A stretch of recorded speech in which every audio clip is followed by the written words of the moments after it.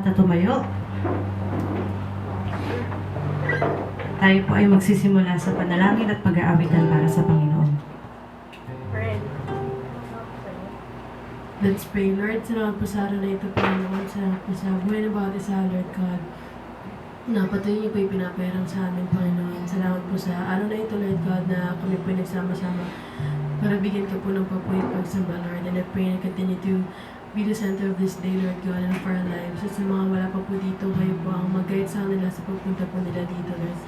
And I pray na continue to open our hearts and our minds sa mga pahingat namin yung araw na ito, Lord. In your mighty name, I pray. Amen. Amen. Thank you, Jesus.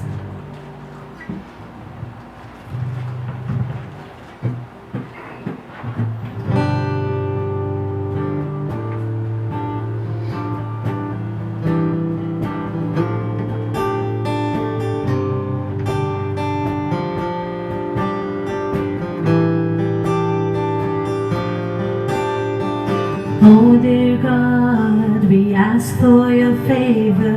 Come and sweep through this place. Oh, we desire you. I just wanna be with you, be where you are, dwell in your presence, oh God. Oh, I want to walk with you, and I will climb this mountain, and I'll step up the shore, and I have chosen to follow and be by your side forevermore.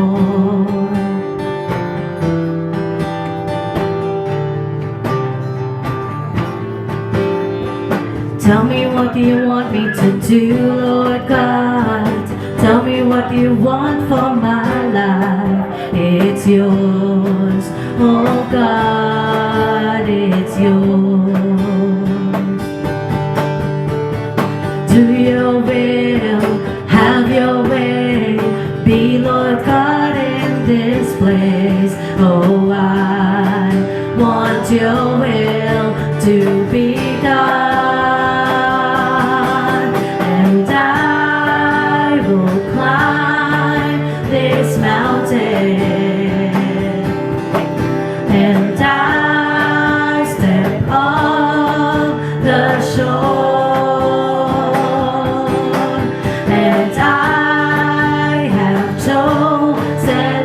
Follow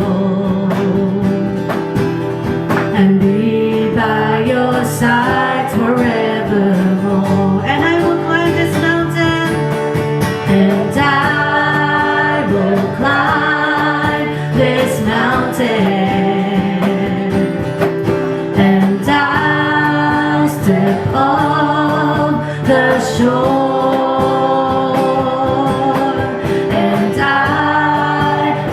Chosen to follow and be by your side forevermore.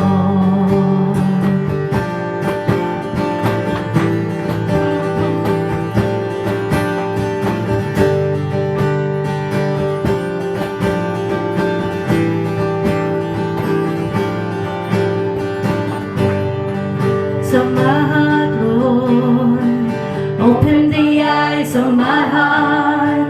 I want to see you. I want to see you. Open the eyes of my heart, Lord. Open the eyes of my heart, Lord. Open the eyes of my heart. I want to see you. I want to see you.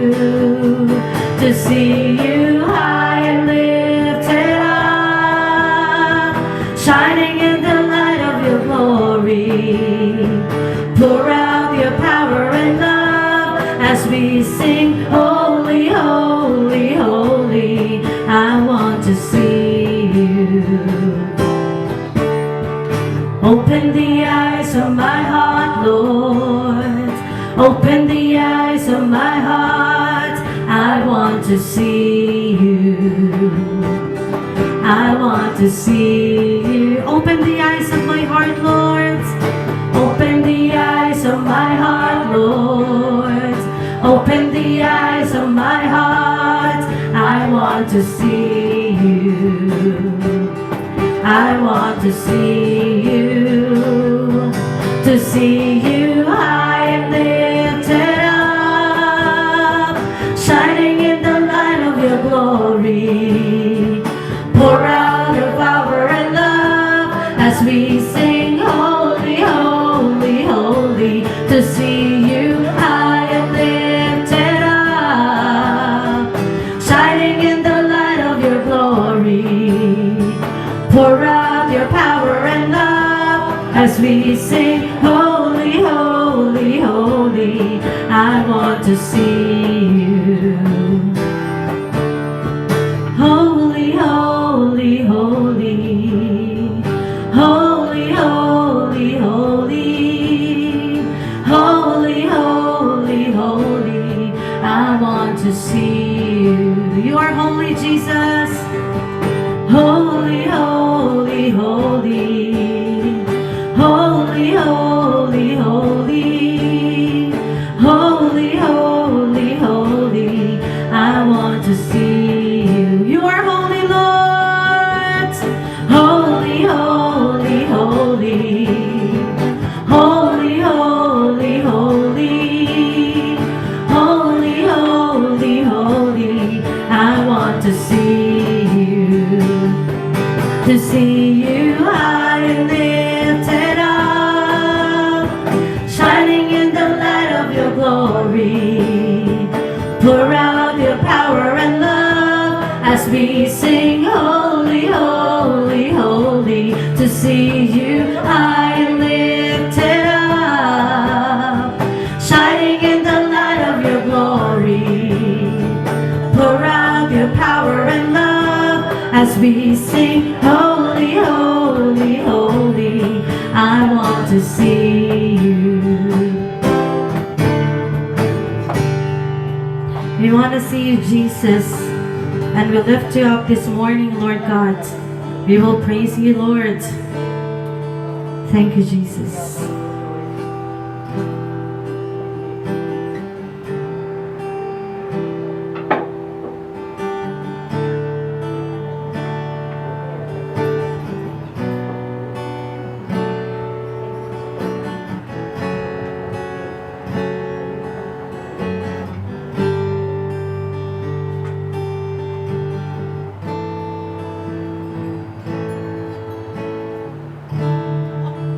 Your love is devoted, like a ring of solid gold, like a vow that is tested, like a covenant of old. Your love is enduring through the winter rain and beyond the horizon, with mercy for today. Faithful you have been, and faithful you will be. You pledge yourself to me, and it's why I sing your praise will ever be on my lips, ever be on my lips. Your praise will ever be on my lips, ever be on my lips. Your praise will ever be on my lips, ever be on my lips. Your praise will ever be on my lips, ever be on my lips.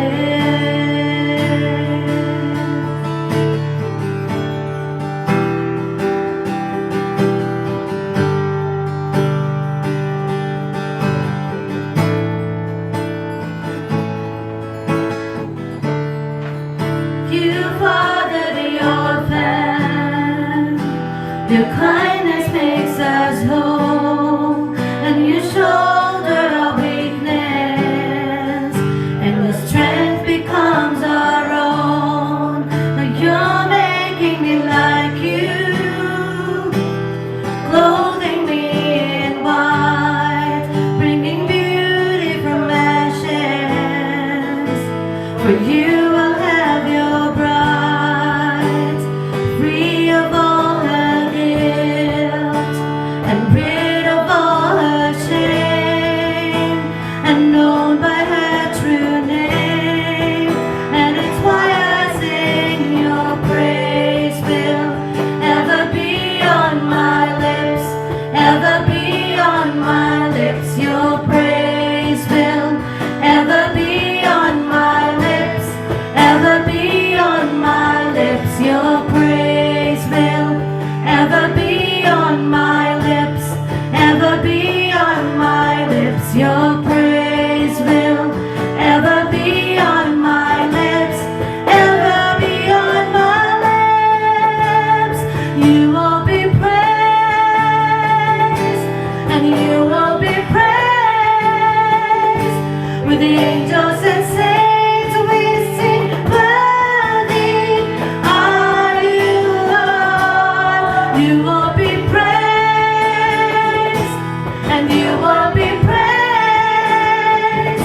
With the angels and saints we sing, worthy are you, Lord. And it's why I sing your praise will ever be on my lips, ever be on my lips. Your praise will ever be on my lips, ever be on my lips. Your praise will ever be on my lips, ever be on my lips. Your praise will ever be on my lips, ever be on my lips. You will be praised, and you will be praised. With the angels and saints we sing, worthy are you, Lord. You will be praised,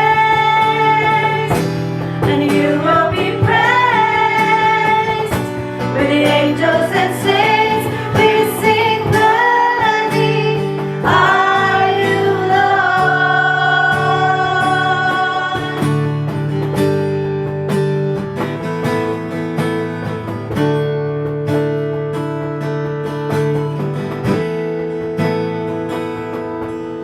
Your praise will ever be on my lips, ever be on my lips. Your praise will ever be on my lips, ever be on my lips. Your praise will ever be on my lips, ever be on my lips. Your praise will ever be on my lips, ever be on my lips. We praise you, Jesus, for everything that you have done in our lives, Lord God, not because of what we did, but because of who you are.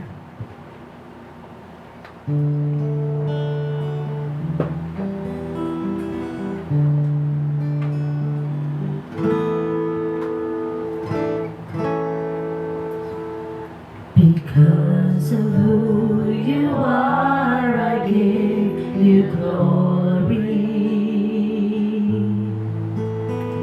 Because of who you are, I give you praise. Because of who you are, I will lift my voice and say, Lord, I worship you because of who you are. Lord, I worship you because of who you are. Because of who you are, Jesus. Because of who you are, I give you glory. Because of who you are, I give you praise. Because of who you are, I will lift my voice and say, Lord, I worship you because of who you are. Lord, I worship you because of who you are. Jehovah Jireh, my provider.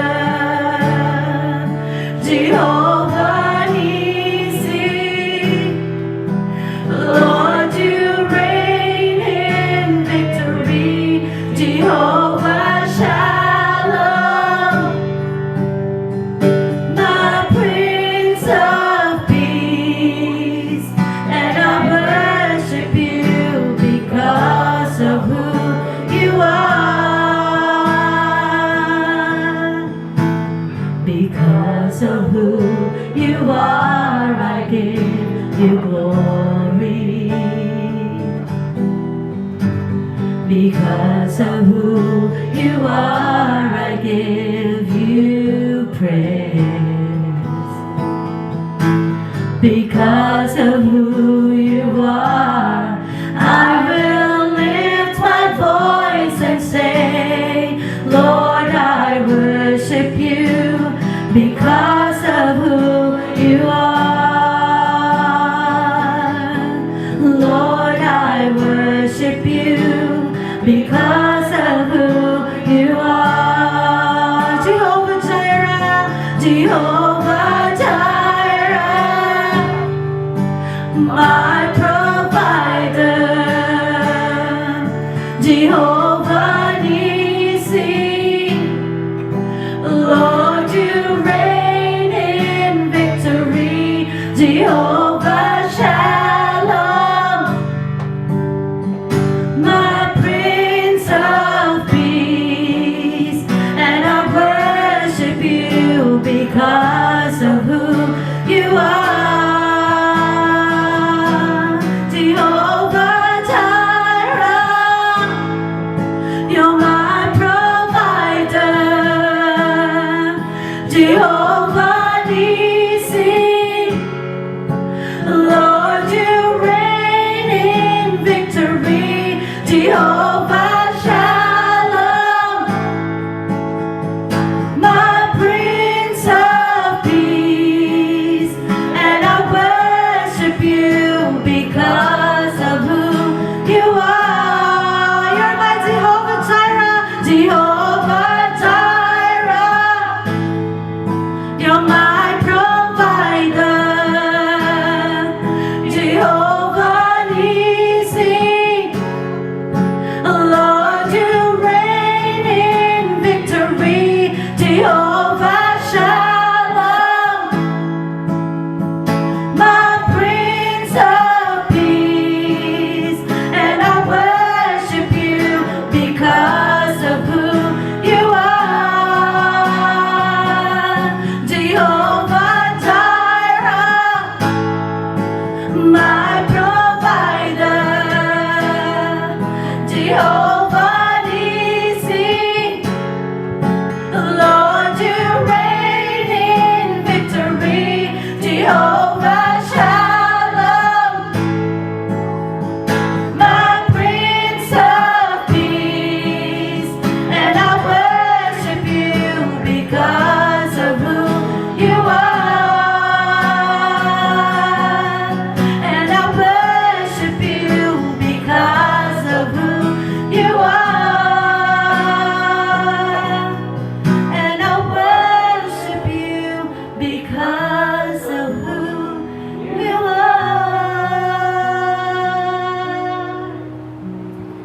Because of who you are, I give you glory.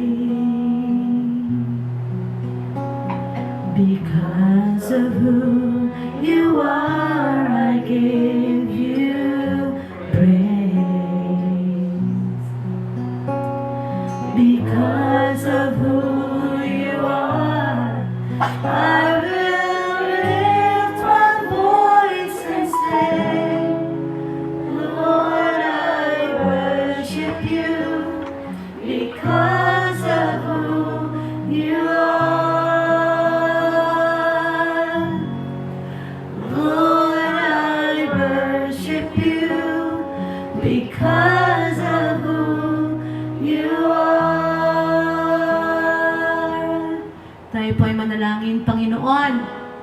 Itinataas namin ang pangalan mo ngayong umagang ito.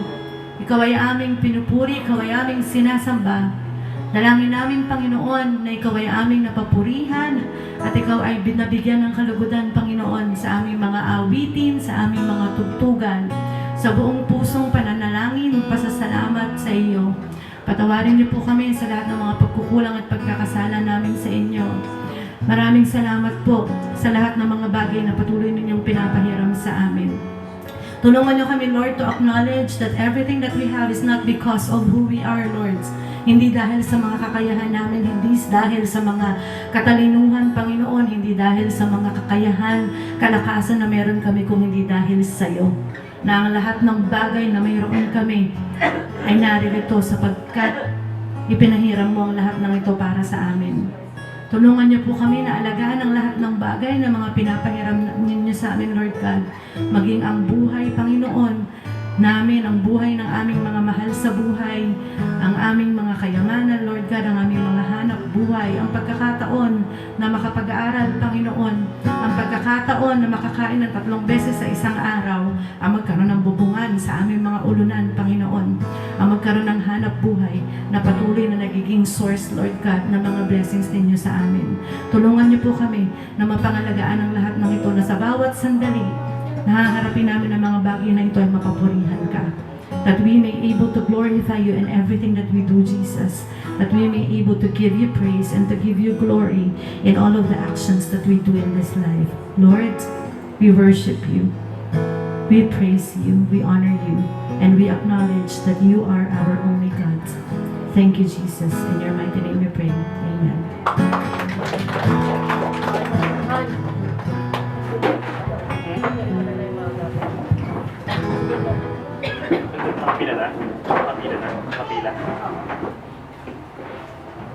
Ayan. Magandang umaga pong muli sa inyong lahat. Good morning. Hello, hello. Good morning. Ayan, ngayon po ay first Sunday ng September. Ayan. Napakabilis ng panahon, Burmans na agad. Pasensya na po kayo sa boses ko. Napakabuti po ng Panginoon, ano? Simula po kagabi hanggang ngayon, wala akong boses. But imagine how much I can sing for the Lord. Pagka para sa pagkanta sa Panginoon, bumabalik ang boses ko. Pero ngayon po, mahirap magsalita. Pero ngayon po ay first Sunday ng buwan, kaya po tayo po ay mayroong Lord's Supper mamaya. Kaya po, ipopostpone po natin ang ating testimony para sa susunod na linggo. Pero after po ng service natin later, may meeting po yata tayo para sa Christmas party. Kasi malapit na po yun, kailangan natin paghandaan. Sige po, dadako po muna tayo sa ating tithes and offering. Ngayong umaga, abitin po natin ang give thanks.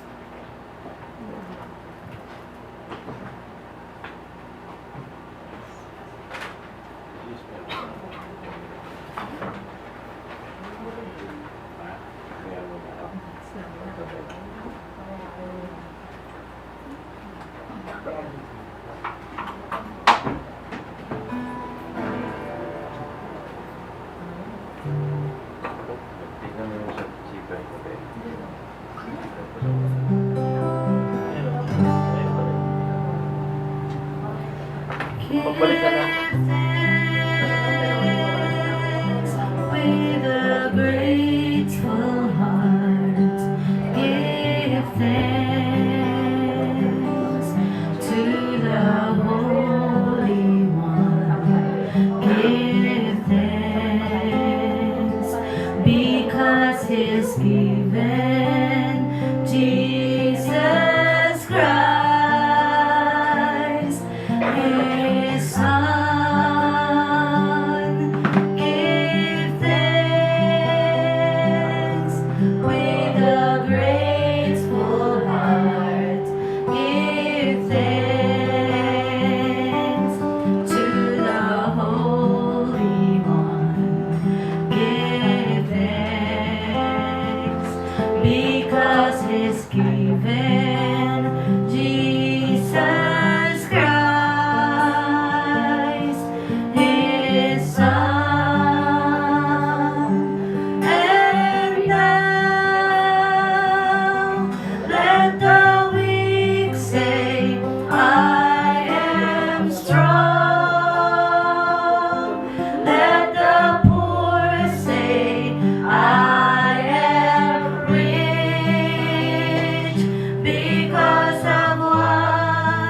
the Lord has done for us. And now let the weak say, I am strong. Let the poor say, I am rich because of what the Lord has done for us. Give thanks. Tayo po'y manalangin. O dakilang Diyos, mabaging Ama, maraming salamat po sa oras na ito na kami nakaawit ng papuri, nakapagdala ng handog. Tulungan mo kami, Panginoon, na laging magdala ng handog sa bawat oras na pahirap mo sa amin. Ang handog namin, ang oras namin, ang aming kalakasan, sapagkat ang lahat ng ito ay pahiram lamang. Tulungan mo kaming maging tapat, at tulungan mo kaming pagyamanin ang lahat ng pahiram mo sa amin. At tulungan mo kaming makapagdala ng mga kaluluwa sa iyong paanan. At gamitin mo kami, Panginoon, mightily upang ang iyong mga salita ay patuloy na maikalat sa mga taong hindi pa nakakarinig nito. Tulungan mo kami na magkaroon ng magandang bahay-sambahan sa darating na panahon. At sa iyo lang namin iniaasa ang lahat sapagkat sa iyo ang lahat ng ito. Sa pangalan ng aming Panginoon sa Yesu Cristo, aming tagapagligtas. Amen and amen. Amen. Purihin ang Panginoon. Tadako po tayo sa mensahe ngayong umaga. Tatawagin ko po ang ating pastor.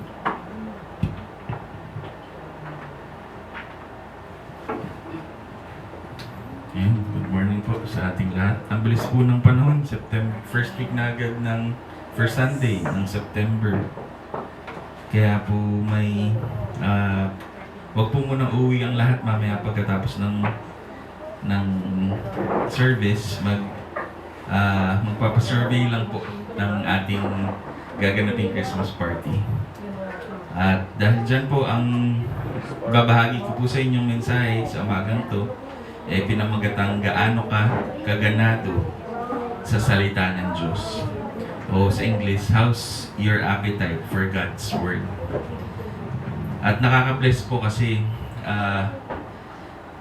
isa po ito sa para sa akin yung overlook na message.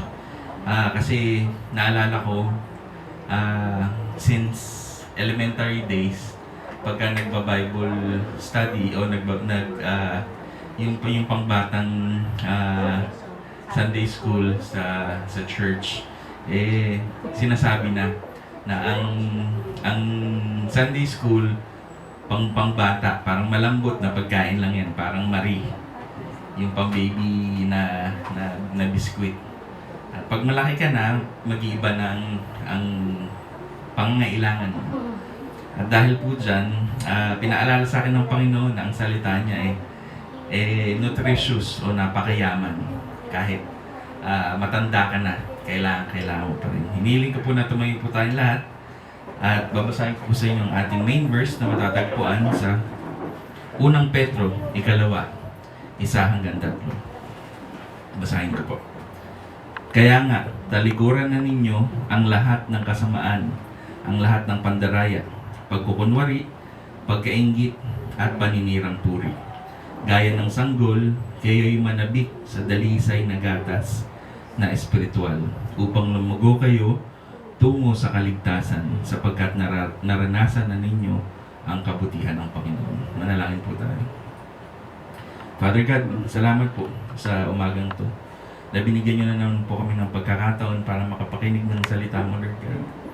Naway ang mga salita mo po tumanim sa aming mga puso at isipan, at kayo po ang magbigay sa amin ng tamang pag-intindi, Lord God, para maunawaan namin ang gusto mong sabihin sa amin.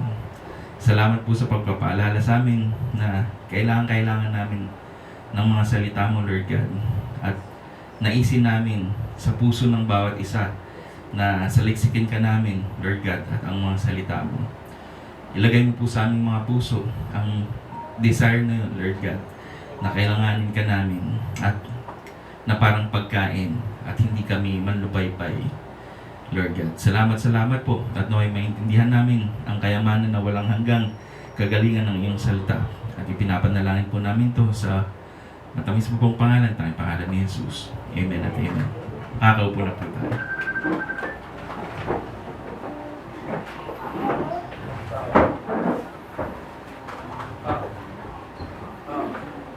Ayun. Ang appetite daw po, by definition, sabi sa Google, a natural desire to satisfy a bodily need, especially for food. O sa Tagalog daw po, ang translation, yung pagkagana sa pagkain o yung pagkaganado. Isang likas na pagnanais na matugunan ang isang pangangailangan ng katawan, lalo na para sa pagkain. Ako po ay personally naniniwala na ang salita ng Diyos ay katotohanan. Kaya po kung napapansin nyo sa korte, pag manunumpa sila, nakahawak ka sa Bible. At sinasabi nila, do you swear in the truth and nothing but the truth? Nakalimutan ko yung eksaktong sasabihin, pero parang ganun po yung sasabihin. Ako po yung para sa aking personal na paniniwala, kaya ka po nanunumpa ng ganun kasi totoo, nakatotohanan ang Biblia at walang ibang halong salita doon kundi katotohanan lamang dahil nagmula yun sa Panginoon. Kung iisipin nyo nga po ang galing ng Panginoon, no? Ang daming author ng Bible. Almost 40 nga po ba? Tapos, nag-survive siya ng matagal na panahon.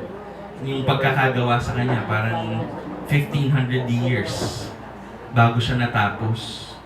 Iba-ibang authors, pero nabuo siya. At hanggang ngayon, namamayagpag pa rin siya sa puso ng bawat Kristiyano at anak ng Panginoon. Napakagaling ng Panginoon. At yun po ay pinapaalala sa atin. Nakagaya ng isang sanggol o paslit, meron din itong pangangailangan. At napaka-basic lang ng pangangailangan ng isang paslit. Yun po ay yung gatas. At mas nutritious o mas organic nga daw po kapag ka nanggaling ito sa natural na kanyang ina. At nakakatuwa po kasi habang binabasa ko ito, hindi ko alam na pinaalala sa akin ng Panginoon na simula pa noon ang kaaway kumikilos sa yung hindi natin napapansin. Kung babalikan niyo po yung Genesis 3, ang pinakaunang tanong sa Bible basahin ko po sa inyo. Genesis 3:1. Ang ahas ang pinakatuso sa lahat ng hayop na nilikha ng Panginoong Yahweh. Isang araw, tinanong nito ang babae, totoo bang sinabi ng Diyos na huwag kayong kakain ng anumang bungang kahoy sa halamanan? Di ba po, kung iisipin nyo, yung question na, totoo ba? Yung bang china-challenge tayo ng deceiver na yung knowledge, yung ating kaalaman, kung nanamnamin yung mabuti yung question niya, sinabi niya na, totoo bang sinabi ng Panginoon? Diba? Isa yun sa unang question sa Bible. At kung babalik tanawin natin yun din ang madalas na pang-deceive sa atin ng kaaway. Kapag hindi natin alam ang salita ng Panginoon, doon tayo naloloko. Kasi hindi natin alam, nasasway tayo ng kung anong sasabihin sa atin. Kahalimbawa na lang kapag sinabi ng ating kaibigan na ay gawin mo to o ligawan mo si ganito o magpunta ka sa ganito.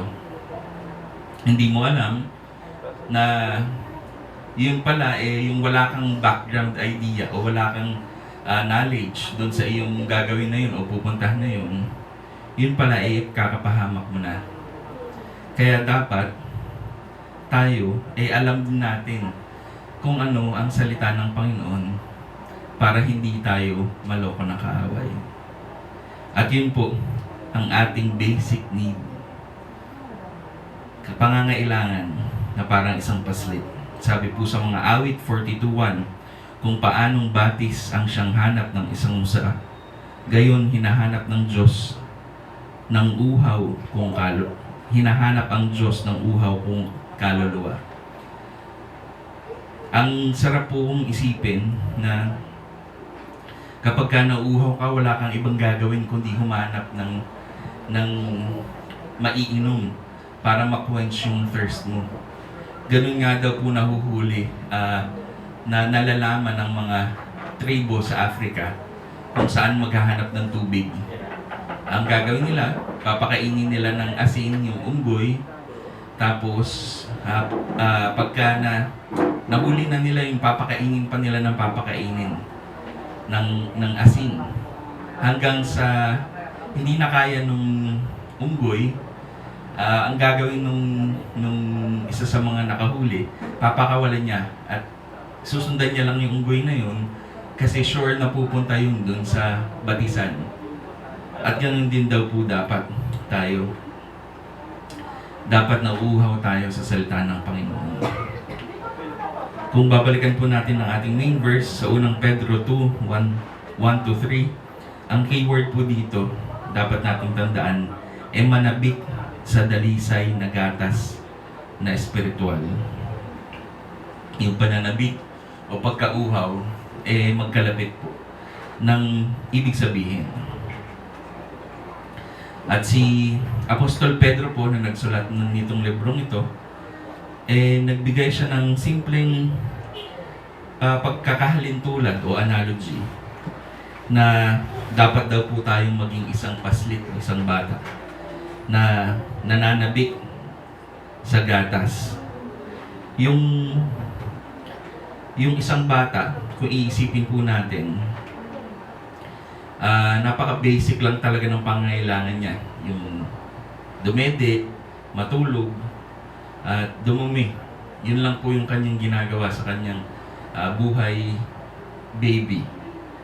At yun po yung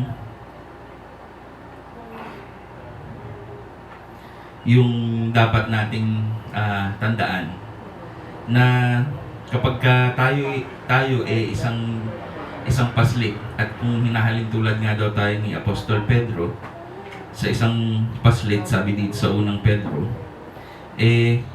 ganun din daw po tayo dapat. Di ba po pagka kailangan ng baby yung pagkain, ginagawa niya yung best niya para makuha yung attention ng nanay, magwawala siya, iiyak siya. Kahit na nasa kabilang kwarto pa yung nanay, for sure, sigurado yung maririnig ng nanay o yung tatay na, ay, gutom na yung anak ko, kailangan ng dumedi.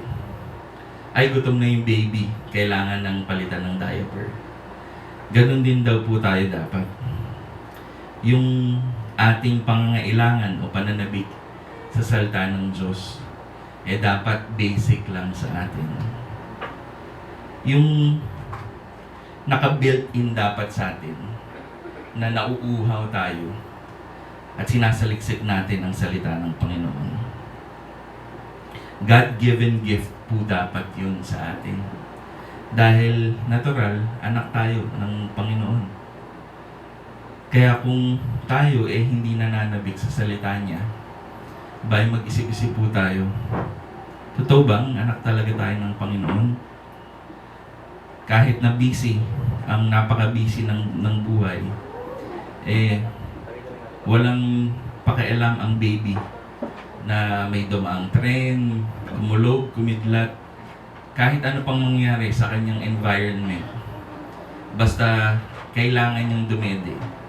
Yun ang kanyang pangangailangan. Yun ang dapat niyang gawin. At sabi po ni Apostol Pedro sa kanyang salita, may binigay siyang 5 dahilan para manabik tayo sa salita ng Panginoon. At ang unang dahilan daw po, para alalahanin ang pinagmula ng ating buhay. At tayo po ay natural na makasalanan simula pagkapanganak pa lang natin. At tayo daw po headed sa impyerno. Ang ating destination ay natural sa apoy na dagat-dagatang apoy na walang hanggan. At dahil dumating sa atin ang Panginoon, binigyan tayo ng salvation. Nakaalis tayo doon sa ating patutunguhan. Kung iisipin po natin, binigyan tayo ng panibagong buhay ng Panginoon. At yun po ang dapat nating alalahanin para magkaroon tayo ng desire na saliksikin o basahin ang salita ng Diyos. Na hindi lang salita ng Diyos ang nakalagay sa Biblia, kundi pag-ibig. Yung pag-ibig ng Diyos sa atin. Na binigyan niya tayo ng guide sa buhay na to para hindi tayo maligaw. At yun po ang dapat nating itanim sa ating mga puso, na yung second chance natin pina-experience ng Panginoon at dapat maging grateful tayo dun.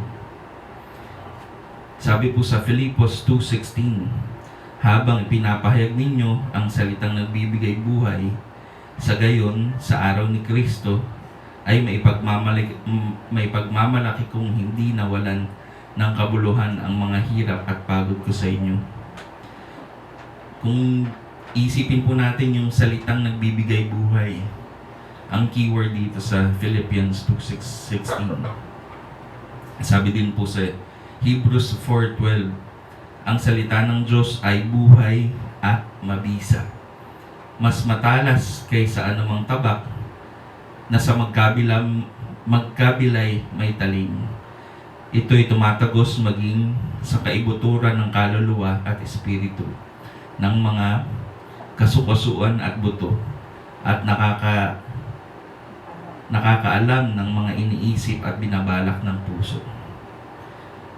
At pinapatunayan po sa mga verses na ito ng salita ng Diyos buhay. Nagbibigay buhay. Tayo po ay dating patay. At yung transformation, yung kapatawaran na binigay sa atin ng Panginoon ay naglinis sa atin at binigyan po tayo ng panibagong buhay. Yan ang number one reason na dapat nating tandaan para maisip natin at maging sabik tayo na saliksikin ang salita ng Panginoon. Yan po yung magta-transform sa atin na dati sakit na sakit tayo. Pero nung dumating ang Panginoon sa atin, nagkaroon tayo ng direksyon. Alam na natin ngayon kung paano harapin ang mga problema sa buhay kung sasaliksikin lalo natin siya. Ang totoo po, compass nga daw ang Bible. At ako po ay naniniwala doon.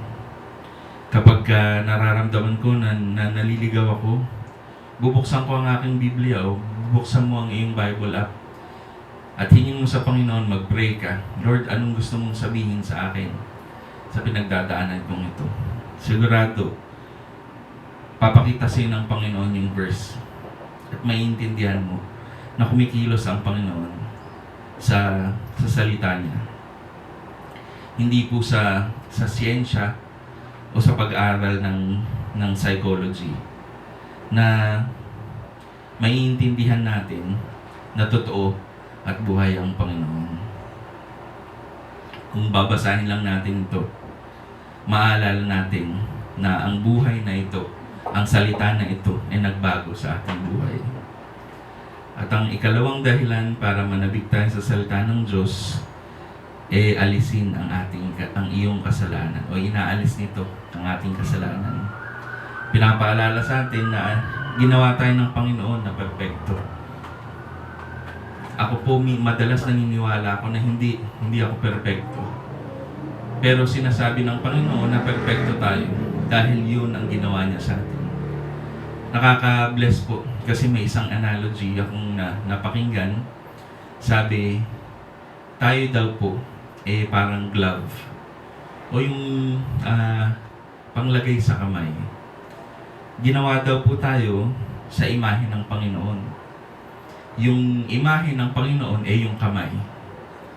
Yung tayo daw po bilang glove, trinace yung apat na daliri sa kamay ng Panginoon. At kung glove lang tayo, wala daw po tayong silbi. Kung hindi tayo gagamitin o hindi papasok yung kamay sa glove na yun. At ganoon din daw po ang Panginoon. Kailangan pumasok ang Panginoon sa buhay natin bilang glove para makumpleto tayo at maintindihan natin na may purpose tayo. Kaya po, sabi ng Panginoon na perfect tayo, maniwala tayo na perfect tayo. At sikapin natin na itoon ang ating paningin sa Kanya. At tanggalin natin ang pagnanasa sa ibang mga bagay. Sa kamalian, sa hypocrisy, sa pagkainggit, pagsasalita ng hindi mabuti, at yung korupsyon, at yung pagiging selfish. Kasi kapag hindi natin mai-experience ang totoong sinasabi na katotohanan at kabutihan ng Panginoon. Tayo daw po nililinis ng salita ng Diyos. Sabi po sa 2 Korinto 7:1, mga minamahal, yamang ipinangako sa atin ang mga bagay na ito, alisin natin sa ating sarili ang lahat ng nakakapagparami sa ating katawan at sa ating espiritu. Sikapin nating mamuhay ng may ganap na kabanalan at paggalang sa Diyos. Ganun din daw po tayo bilang isang paslit. Balikan po natin yung analogy ng isang baby. Kapag ka po tayo lumalaki, nag-iiba ang ating mga panlasa at pangangailangan. Kapag ka daw po tayo nagiging preschooler na o pumapasok na sa eskwelahan, mas nahihilig ang bata sa matatamis, sa candy, sa bubble gum, at sa kung ano-ano pang yung hindi makakabuti para sa kanya. Ganon din daw po tayo. Madalas pinipili natin yung mga bagay na makakapagpaligaya sa atin, na makakapag-satisfy ng ating kagustuhan na matikman yung mga bagay na yun, pero hindi po yun nagiging beneficial o nakakabuti sa atin. Kaya po dapat nating tandaan na kagaya ng isang bata na nangangailangan ng nutrisyon, dapat din daw po tayong kumain ng healthy o yung nutritious. At doon po pumapasok ang salita ng Panginoon. Kapag alam natin yung mga bagay o yung salita ng Panginoon na makakabuti sa atin, pipiliin pa ba natin yung mga bagay na dapat makasama sa atin? Hindi na po, hindi ba? Kaya po, naaalis na yung ating kagustuhan o yung pagkagusto natin sa mga hindi nararapat na bagay na yun.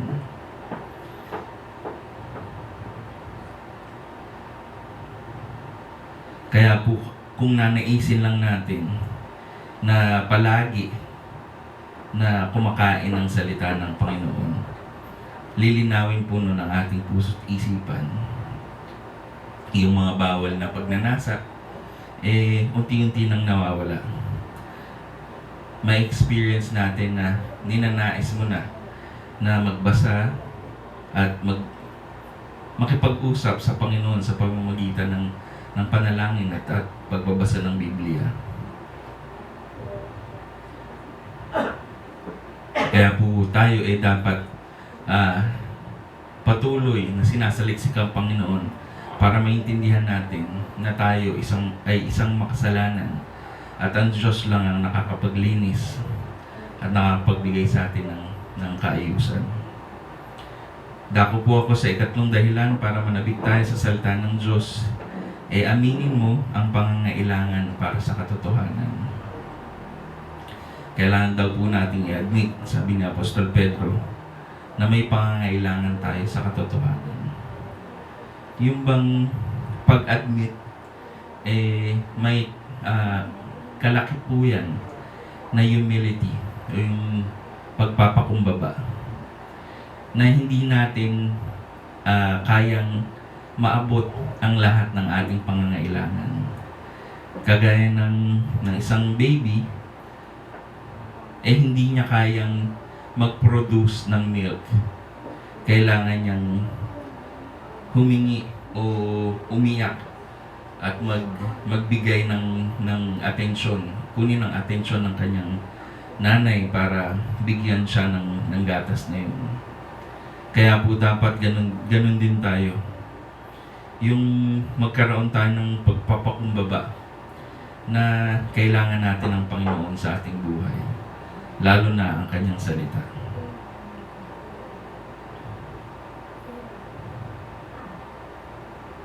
At yun daw po ay dapat instinct craving sa atin, o yung instinctive, dapat natural na gusto natin na humingi ng nourishment at protection sa ating magulang. Kung hindi daw po, tayo ay nagiging malnourished kasi nangingibabaw ang ating pride. Sabi po sa ating main verse, sa verse 2, unang Pedro 2, gaya ng sanggol, kayo'y manabik sa dalisay na gatas na espiritual upang lumago kayo tungo sa kaligtasan. Ang sinasabi po sa atin ni Apostol Pedro dito, kailangan natin i-recognize o maintindihan na hindi na lahat ng ating pangangailangan hindi natin hawak. Kailangan natin ng Panginoon. Kailangan natin ng nourishment. Kailangan natin ng protection. Para maging sure tayo na alam natin yung katotohanan sa kamalian at hindi tayo maging biktima ng panglalansi ng kaaway o ni Satanas, alamin natin ang salita ng Panginoon. At huwag tayong maging disobedient sa Panginoon dahil inutusan tayo ng Panginoon na saliksikin ang salita niya. Hindi po ba nakakalungkot kapag masyado ang isang tao masyadong naabot na yung rurok ng kanyang pangangailangan. Yung parang wala na siyang kaligayahan sa mga bagay-bagay. Pinaalala nga po sa akin nito ang isa sa aking mga paboritong character sa Bible, si Solomon. Dahil ang dami niya ng kayamanan, ang dami niya ng asawa, ang dami niya ng lupain, ang dami ng lahat ng meron sa buhay na ito nasa sa kanya na. Parang nalumayo siya sa Panginoon at na-feel niya na parang wala nang masyadong thrill ang buhay. Pero hindi po yun totoo. Dahil ang salita ng Diyos, kahit paulit-ulit po nating basahin, every time babasahin natin yung iba po ang sinasabi sa atin ng Panginoon. Tuwing may pangangailangan tayo, minsan hindi natin inakala na pwede palang connect yun dun sa aking pinagdadaanan. Napakagaling po ng Panginoon. At yun ang isang pangangailangan natin para marating tayo sa heaven. Yung mamuhay tayo ng may kaligayahan na kasama ang Panginoon. Dahil patuloy nating sinasaliksik ang kanyang salita.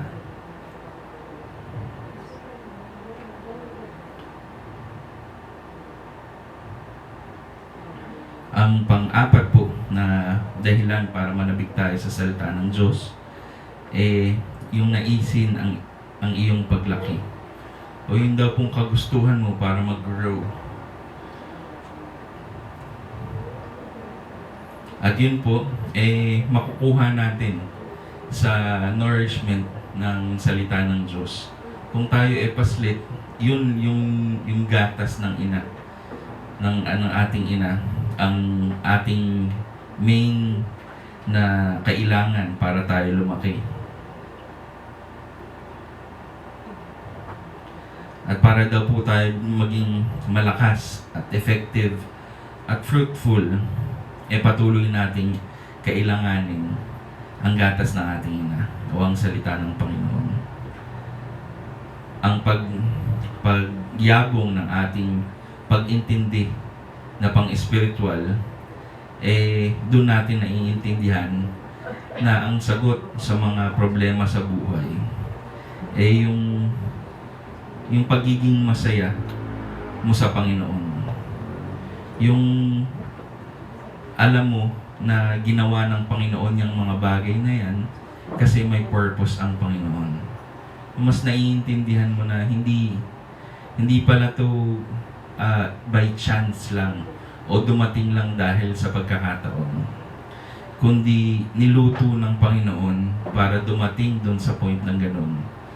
Minsan naiinip lang tayo, madalas yung sitwasyon na nagagalit lang tayo kasi parang akala natin wala tayong control sa mga bagay na yun. At yun po ang dapat nating isipin. Basahin ko po sa 2 Pedro 3:18, sa halip, patuloy kayong lumago sa kagandahang loob ng ating Panginoon at tagapagligtas na si Jesucristo, at sa pagkakilala sa Kanya ang kaluwalhatian ngayon at magpakailanman. Yun po ang ating kailangan sa paglago sa buhay na ito, yung pagkakakilala sa Kanya. At paano natin magagawa yun? Paulit-ulit po, kailangan nating saliksikin ang salita niya, kailangan natin siyang makilala. Kailangan nating manabik, kailangan tayong manabik na parang isang baby na nangangailangan ng gatas ng isang ina, ng kanyang ina. At habang ginagawa po natin yun, lumalago ang ating pag-ibig sa Panginoon. At nababawasan yung pag-ibig natin sa mundong ito. Naiintindihan natin na madami pala tayong bagay na hindi kailangan sa mundong ito. Yung excessive na kaibigan, yung excessive na gamit, dahil unti-unti tinatanggal sa atin ng Panginoon yung mga kagustuhan natin, yung binibigay sa atin ng Panginoon, yung need, yung kailangan lang natin. At kaya dapat magpalakas tayo sa ating pananampalataya sa Panginoon. At sinisiguro ko po sa inyo na kaya nating harapin na kahit anumang dumating sa ating buhay, dahil naiintindihan na natin ng Diyos ang may kontrol sa lahat ng ito. Binubuhos po ng Panginoon ang kanyang pagpapala sa kung sino ang obedient o yung sumusunod sa Kanya. Kaya po para tayo lumaki ng malakas at matatag, manabik po tayo sa salita ng Diyos. At yun po ang magbibigay sa atin ng spiritual na pag-intindi. Yung pagmamahal sa Panginoon, pananampalataya sa ating Diyos. Yung patuloy na pagsunod. At yun po ang magbibigay sa atin ng kalaguan o yung pag-grow. Kung ano po ang lumalabas na salita sa bibig ng Panginoon na nasa Biblia, yun po ang nourishment sa ating buhay na ito. At ang panghuli sa dahilan para manabik tayo sa salita ng Diyos, bilangin ang ating mga pagpapala. Naalala ko po yung yung kinakanta namin hymnals dati na count your blessings, name them one by one. Count your blessings, see what God hath done. Tsaka po yung, pasensya na po kayo sa boses ko. Okay lang po. Okay lang po. Same na. Yes. At saka yung hymnal na ano po, His mercies are new every morning. Nakaka-bless po, no? Ang kabutihan. Tama na po. Baka mag-alisan po yung iba. Ang mercy daw po ng Panginoon bago araw-araw. Great is His faithfulness. Napakabuti ng kabutihan ng Panginoon.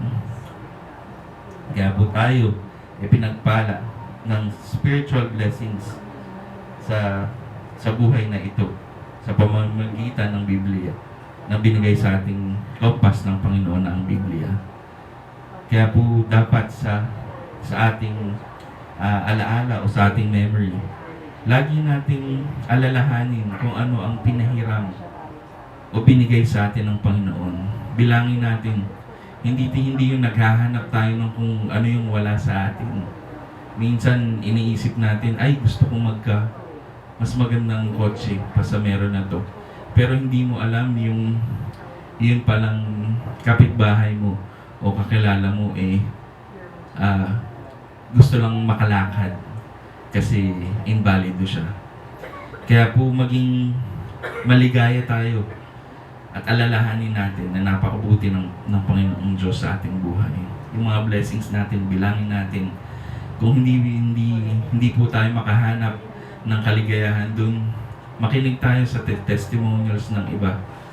Yung mga patotoo ng ating mga kapatiran. Tanungin natin, anong ginawa sa inyo ng Panginoon? Bakit ka bless? At kung isusulat po natin yun, sigurado ko sa inyo, kulang ang isang papel. Ako po, totoo yun sa aking buhay. Kaya po kapag gagawin natin ang mga bagay na ito, alalahanin natin itong 5 dahilan para manabik tayo sa salita ng Diyos. Naalalahanin natin ang pinagmulan ng ating buhay, nakakaalis ito ng ating kasalanan, at aminin natin ang pangangailangan natin para sa katotohanan, at naisin natin ang ating paglaki, at bilangin ang ating mga pagpapala. Sabi po sa 1 Pedro 2:3, sapagkat naranasan na ninyo ang kabutihan ng Panginoon. At malamang sa malamang po, kung hindi lang natin napapansin, blines na tayo ng Panginoon. At sa atin pong pagtatapos, kung iisipin po natin, ang sakit na anorexia o anorexia nervosa daw po, isang sakit madalas sa pangkababaihan na ginugutom nila yung kanilang sarili, madalas hanggang sa kamatayan pa. At napakasimple lang daw po, sabi ng isang doktor, ang kanyang prescription o yung kanyang sagot, tugon para matugunan yung sakit na yun. At ang kanyang sinulat sa kanyang papel, 3 letra lang. Eat, E-A-T. Kumain ka. At yun po ang ating kailangan sa ating buhay. Yung naisin natin na kumain na salita ng Panginoon. Hindi po isang beses sa isang linggo, hindi tuwing church lang. Yung simpleng prescription na yun na sinabi sa atin, pinapakita sa atin ng doktor na yun, makakasagot po sa ating malnutrition na spiritual na buhay. Kagaya po ng isang paslit na nananabik, nagnanais ng purong gatas ng kanyang ina. Ganun din daw po tayo sa salita ng Diyos. Naisin natin para tayo ay lumago. Diyan ko na po tatapusin ang ating mensahe sa umagang to. Dadako po tayo sa ating Santa Cena.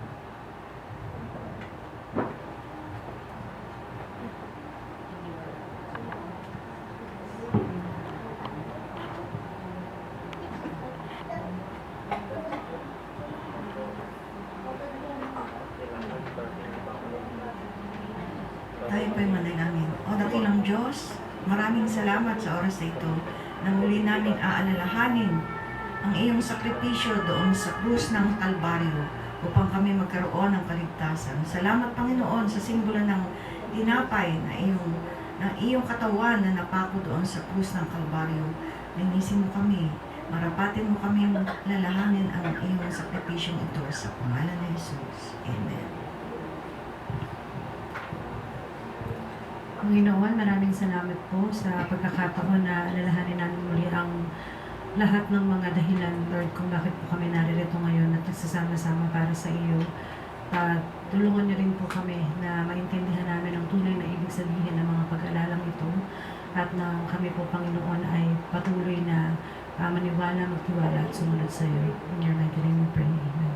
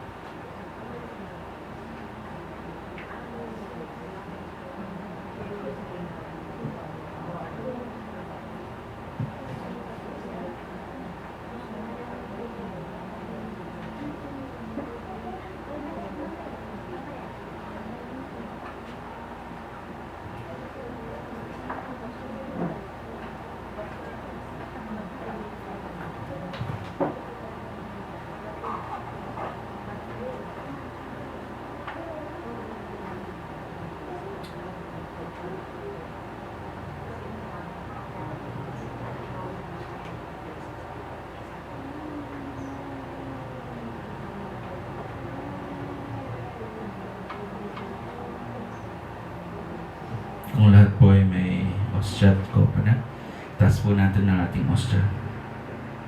Sabi po sa Lucas, dumampot din siya ng tinapay at matapos magpasalamat sa Diyos, ay kanyang pinaghati-hati iyon at ibinigay sa kanila. Sabi niya, ito ang aking katawan ay inihahandog para sa inyo. Gawin ninyo ito bilang pag-alala sa akin. Tanggapin po natin ang simbolo ng katawan ng ating Panginoong Jesucristo.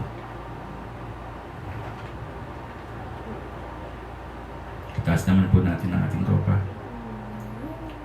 Gayon din naman, dinampot niya ang kopa pagkatapos maghapunan at sinabi, ang kopang ito ang bagong tipan ng Diyos na pinagtibay ng aking dugo. Ang aking dugo ay mabubuhos alang-alang sa inyo. Tanggapin po natin ang simbolo ng dugo ng ating Panginoon sa Kristo. Manalangin po tayo. Panginoong Diyos, maraming salamat po sa pagdaos namin ng Santa Cena ito, Lord God. Salamat po sa pagpapaalala sa amin na nagsakripisyo ka ng iyong dugo't katawan, Lord God, sa krus ng Kalbaryo para mabigyan kami ng paghuhugas sa aming mga kasalanan, Lord God. Salamat po sa lahat ng patuloy niyong bibigay sa amin ng aming mga pangangailangan, Lord God. Simula sa hangin, sa araw, Lord God, sa oras na patuloy mong pinapahiram sa amin.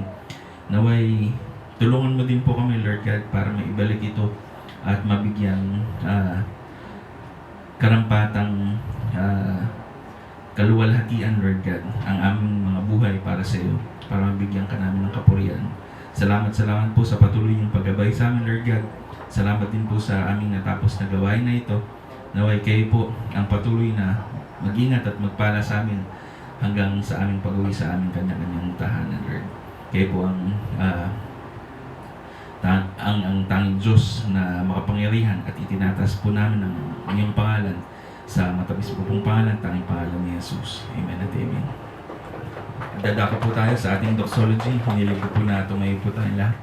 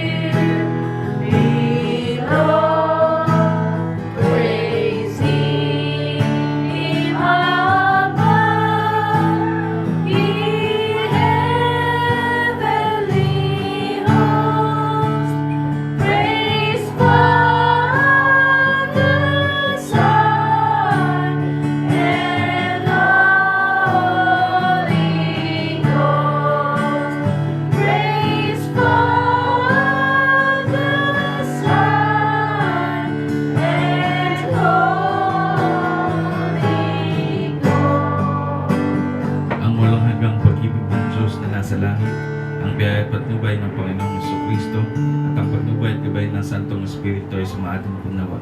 Ang lahat po ay magsabi ng Amen.